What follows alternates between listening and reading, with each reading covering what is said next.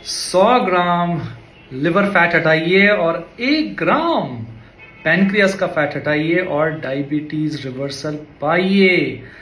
ये है नया साइंटिफिक इंफॉर्मेशन। ठीक से जानने के लिए आखिर तक सुनते रहें। पिछले 2 साल में कई international conferences US Europe attend किए हैं और पाया है कि सबसे मेन प्रॉब्लम डायबिटिक्स में 25 साल से 45 साल की उम्र में एक्सेस कैलोरीज हैं। मतलब क्या? धीरे धीरे करके कैलोरीज शरीर में खाने से बढ़ गई हैं और हर रोज जितनी जलानी चाहिए उतनी जलाई नहीं है।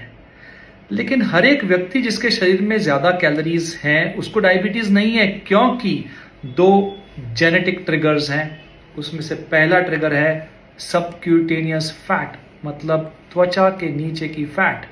अगर इसका थ्रेशोल्ड आपका ज्यादा है तो आप ज्यादा एक्सेस कैलोरीज या चर्बी यहां पे स्टोर कर पाएंगे और आपको डायबिटीज नहीं होगा। लेकिन अगर यहां का थ्रेशोल्ड कम है और पैनक्रियास के चर्बी का थ्रेशोल्ड ज्यादा है, मतलब दूसरा जेनेटिक फैक्टर आता है पैनक्रियास के अंदर की चर्बी, और उसमें अगर 1 ग्राम या इवन 2 ग्राम चर्बी बढ़ जाए उस 100 ग्राम के पैनक्रियास में तो आपको डायबिटीज हो भी जाता है। और अगर उसको हटा दिया तो डायबिटीज रिवर्सल भी हो जाता है।